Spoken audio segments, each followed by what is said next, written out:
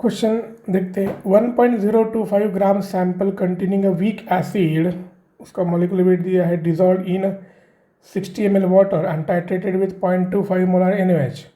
When half of the acid is neutralized, the pH is found to be 5, okay, and the equivalence point, the pH is 9. Calculate a mass percentage of HX sample. सो आपके पास जो दिया हुआ है 1.025 gram sample है, उसमें से let us consider x ग्राम जो है आपका वीक एसिड है, यानी मोल्स ऑफ वीक एसिड कितना होगा. सो मोल्स ऑफ वीक एसिड जो भी है ये हो जाएगा x डिवाइडेड बाय 82 और मोलरिटी क्या हो जाएगा. तो वीक एसिड का कॉन्सेंट्रेशन, लेट अस से वीक एसिड इज HA और उसका कॉन्सेंट्रेशन मिलेगा आपको तो x by 82 into 1000 by volume दिया है 60. So this is the concentration. So if you solve this it comes to be around 0.2x. So this is the initial concentration.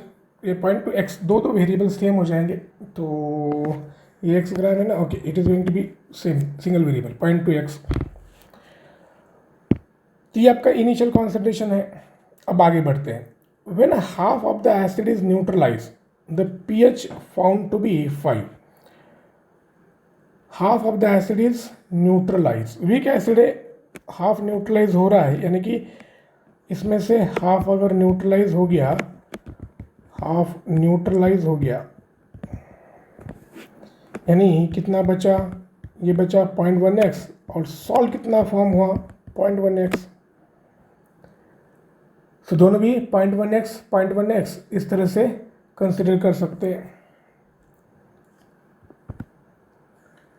सो ये अगर week acid है और NaOH के साथ सॉल्ट बन रहा है और हाफ न्यूट्रलाइज हो रहा है, तो ये बनेगा आपका एसिडिक बफर. और एसिडिक बफर के लिए pH क्या हो जाएगा फिर pK plus log of salt upon base, salt upon acid.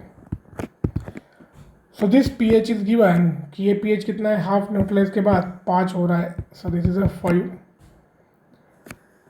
Is equal to pKa and this part is going to be salt और एसिड का कॉन्सेंट्रेशन सेम है 0.1x. सो pKa कितना मिल गया आपको, pKa की वैल्यू 5 मिल गई. इसे हम आगे यूज़ करेंगे. उसके बाद उन्होंने कहा है कि at equivalence point the pH is 9. Equivalence point जब आएगा तो ये बनेगा at equivalence point pH is 9. Equivalence point मतलब क्या कि ये आपके पास 0.2x था, उसमें से सॉल्ट बनेगा and that salt is going to be a basic salt. Equivalence point पे क्या बनेगा, बेसिक सॉल्ट.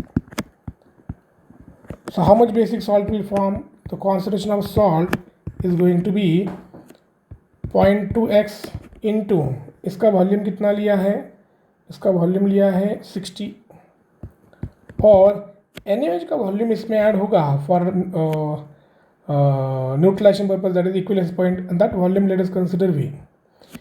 ये किसके बराबर होगा, ये जितना NaOH ऐड हुआ है उसके रिलेशन में भी आएगा. सो 0.25 इज द मोलरिटी और उसका वॉल्यूम V था, so that is going to be V plus 60. यानी सॉल्ट कितना मिला, सॉल्ट का कॉन्सेंट्रेशन आपको इस टर्म में मिला. बेसिक सॉल्ट है जिसका pH उन्होंने दिया है Ka, भी पता है 5.